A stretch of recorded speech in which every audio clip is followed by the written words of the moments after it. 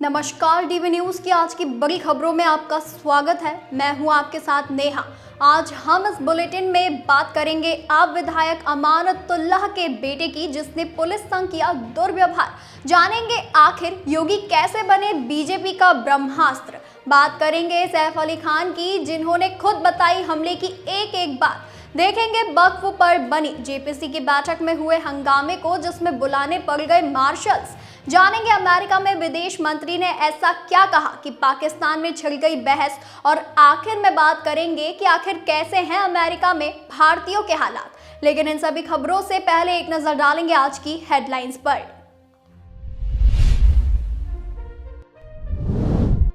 मध्य प्रदेश में उज्जैन समेत 17 जगहों पर होगी शराबबंदी। महेश्वरी में कैबिनेट में फैसला ले सकते हैं मध्य प्रदेश के सीएम मोहन यादव। महाराष्ट्र के भंडारा में सेना की हथियार फैक्ट्री में हुआ भीषण धमाका। छत ढहने से 12 लोग दबे। 5 किलोमीटर दूर तक सुनाई दी आवाज।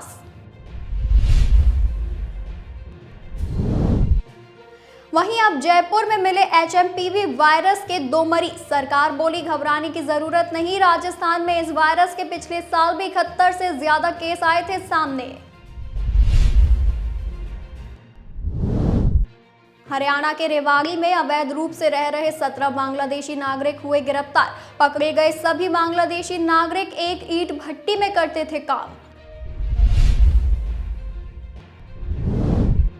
मोकामा फायरिंग और गैंगवॉर मामले में सोनू गैंगस्टर के बाद अब बाहुबली अनंत सिंह ने भी कोर्ट में किया सरेंडर। उधर थाने पहुंचकर गैंगस्टर सोनू ने खुद को किया पुलिस के हवाले। माला बेचने वाली खूबसूरत वायरल गर्ल मोनालिसा अब अपने घर के लिए हो चुकी है रवाना। जाते हुए बोली, अगले स्नान पर फिर मिलूंगी। हरियाणा में आलोक नाथ और श्रेयस तलपड़े समेत 13 लोगों के खिलाफ हुई एफआईआर दर्ज। एफडी और आरडी खातों के माध्यम से करोड़ों रुपए की ठगी का है आरोप। पूर्व मुख्यमंत्री अरविंद केजरीवाल की सुरक्षा से हटाए गए पंजाब पुलिस ने अपने जवान केजरीवाल को पहले से ही प्राप्त है Z+ की सुरक्षा। सोना आज यानी 24 जनवरी को अपने ऑल टाइम हाई पर पहुंच गया है। 10 ग्राम की कीमत 80,430। 24 दिन में 4,268 महंगा हुआ चांदी 91,265 रुपए प्रति किलो बिक रही है। महाकुंभ का आज है 12वां दिन। अब तक रिकॉर्ड 10 करोड़ से ज्यादा श्रद्धालु संगम में लगा चुके हैं डुबकी। आज से महाकुंभ में बाहरी गाड़ियों की एंट्री पर लगा बैन। वहीं ये तो थी आज की कुछ हेडलाइंस। अब चलिए रुक करेंगे आज की बड़ी खबरों की ओर। दिल्ली के जामिया इलाके में पुलिस रात के समय चेकिंग कर रही थी। उसी दौरान बुलेट पर सवार 2 लोगों को रोका गया। इन दोनों ने बुलेट का साइलेंसर मॉडिफाई करवा रखा था, जिसकी वजह से बाइक से तेज आवाज आ रही थी। पुलिस ने इस पर आपत्ति जताई तो बाइक चला रहा शख्स खुद को एमएलए अमानतुल्लाह खान का बेटा बताकर बदतमीजी करने लगा। दिल्ली पुलिस ने एक्शन लेते हुए मोटर व्हीकल एक्ट के तहत न सिर्फ चालान काटा बल्कि बाइक भी जब्त कर ली है। इस मामले में दिल्ली पुलिस का बयान भी सामने आया है। दिल्ली पुलिस ने अपने बयान में कहा है कि पेट्रोलिंग के दौरान 2 लड़के मोटरसाइकिल पर नजर आए। वे गलत साइड से आ रहे थे और बुलेट के मॉडिफाइड साइलेंसर से तेज आवाज निकाल रहे थे। बाइक को जिगजैग तरीके से चलाया जा रहा था। पुलिस ने लड़कों को पकड़ा। उनमें से एक ने उन्हें बताया कि वह आप विधायक अमानतुल्लाह खान का बेटा है। उसने पुलिस पर आरोप लगाते हुए बदसलूकी की कि वे ऐसा इसीलिए कर रहे हैं क्योंकि वह आप विधायक का बेटा है। दिल्ली पुलिस ने बताया कि जब पुलिस ने ड्राइविंग लाइसेंस और आईडी मांगी तो उन्होंने कहा कि उन्हें इसकी जरूरत नहीं है। लड़कों में एक ने अमानतुल्लाह खान को फोन किया और उन्हें एसएचओ से बात कराई। बाद में लड़के अपना नाम और पता बताए बिना चले गए। एएसआई उनकी बुलेट को पुलिस स्टेशन ले आई है। मामला दर्ज कर लिया गया है और चालान कट गया है। कानून के तहत उसकी बाइक जब्त कर ली गई है। पुलिस के साथ दुर्व्यवहार, खतरनाक ड्राइविंग, बिना हेलमेट के वाहन चलाने, मॉडिफाइड साइलेंसर का इस्तेमाल करने और बिना ड्राइविंग लाइसेंस के वाहन चलाने के आरोप में 20,000 रुपए का जुर्माना लगाया गया है। उत्तर प्रदेश के मुख्यमंत्री योगी आदित्यनाथ बीजेपी के स्टार प्रचारक हैं। योगी बाबा का जलवा सिर्फ यूपी ही नहीं पूरे देश में दिखाई देता है। बीजेपी उन्हें अपने हर चुनाव में अलग अलग प्रदेशों में स्टार प्रचारक बनाकर भेजती है। सीएम योगी ने जहां जहां बीजेपी के समर्थन में या उनके गठबंधन के लिए जनसभाएं करते हैं, वहां वहां विपक्ष धराशायी हो जाता है। उनकी एक सभा रैली के आगे विरोधी पार्टियों के सारे समीकरण ध्वस्त हो जाते हैं। ये हम नहीं कह रहे, ये उनके आंकड़े बता रहे हैं। योगी आदित्यनाथ यानी जीत की गारंटी। इसकी मिसाल है महाराष्ट्र, हरियाणा, कश्मीर चुनाव। महाराष्ट्र चुनाव में बटेंगे तो कटेंगे नारे ने खूब सुर्खियां बटोरी थी। चुनाव परिणाम तो सभी को पता ही है। जम्मू में सीएम योगी आदित्यनाथ ने जहां जहां चुनाव प्रचार किए, वहां वहां भाजपा को जीत मिली।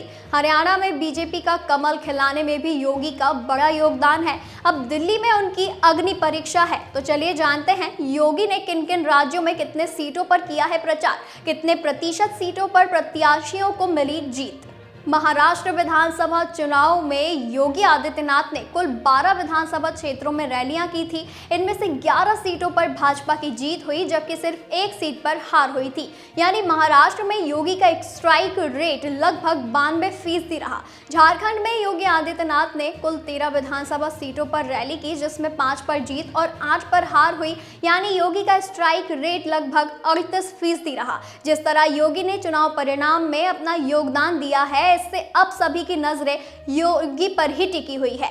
बीजेपी के दिल्ली चुनाव में योगी के जीत का स्ट्राइक रेट क्या रहेगा, ये परिणाम के बाद पता चलेगा। वहीं बता दें कि अभी 4 दिनों में 14 जनसभाएं होनी है। इसमें बदलाव वोटरों की मांग के हिसाब से हो सकता है। वहीं यानी कि अब सबकी निगाहें यूपी के सीएम योगी आदित्यनाथ पर टिकी हुई हैं।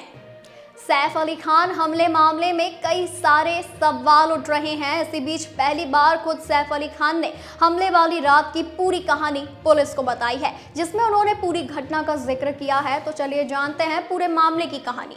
अभिनेता सैफ अली खान पर 16 जनवरी को मुंबई के बांद्रा इलाके में उनके 12वीं मंजिल के अपार्टमेंट में हमला किया गया। अभिनेता की 2 सर्जरी हुई। 5 दिन बाद उन्हें छुट्टी मिल गई और पुलिस ने इस हमले के सिलसिले में एक बांग्लादेशी नागरिक मोहम्मद शरीफुल इस्लाम शहजाद को गिरफ्तार भी किया है। तब से पिछले 8 दिनों में साजिश हमले की सच्चाई के कई पहलुओं देश के सामने आए हैं। अब पहली बार सैफ अली खान ने इस मामले में अपना बयान दर्ज कराया है। एक रिपोर्ट के मुताबिक गुरुवार शाम को बांद्रा पुलिस को घटना की रात हुई घटना के बारे में अपना बयान दिया है। सूत्रों के अनुसार सैफ अली खान ने पुलिस को बताया कि वह और उनकी पत्नी अभिनेत्री करीना कपूर खान 11वीं मंजिल पर अपने बेडरूम में थे, जब उन्होंने घरेलू हेल्पर एलियामा फिलिप की चीखें सुनी, जो उनके छोटे बेटे जहांगीर की भी देखभाल करती है। जह के कमरे में भागते हुए जहां फिलिप भी सोती हैं, उन्हें वहां एक अजनबी देखा। आपको बता दें, सैफ ने बताया कि उन्होंने हमलावर को दबोच लिया और उसे पकड़ लिया। इसी दौरान हमलावर ने उनकी पीठ, गर्दन और अन्य जगहों पर कई बार किए थे। सैफ ने बताया कि जब उन्हें हमलावर ने हमला किया तो काफी घायल हो गए और किसी तरह खुद को बचाया। फिर हमलावर को पीछे धक्का दिया। इसके बाद घर के कर्मचारी जय के साथ भाग गए। इस हमले में फिलिप भी घायल हो गई थी। बता दें कि 56 वर्षीय फिलिप ने बाद में सैफ को बताया था कि अभिनेता के आने से पहले उस व्यक्ति ने उनसे पूरे 1 करोड़ रुपए की मांग की थी।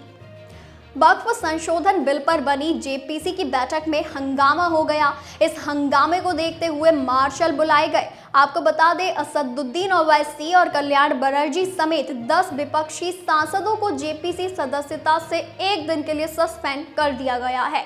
विपक्षी सांसदों का आरोप है कि उनकी बात नहीं सुनी जा रही है। जेपीसी में विपक्षी दलों के सांसदों को निलंबित करने का प्रस्ताव बीजेपी सांसद निशिकांत दुबे लाए थे। चेयरमैन जगदम्बिका पाल ने उस प्रस्ताव को स्वीकार कर लिया। जिन सांसदों को सस्पेंड किया गया उनमें असदुद्दीन ओवैसी, इमरान मसूद, कल्याण बनर्जी, अरविंद सावंत, नासिर हुसैन ए राजा, मोहिबुल्लाह नदवी, एम अब्दुल्ला, नदीमुल हक, मोहम्मद जावेद का नाम शामिल है।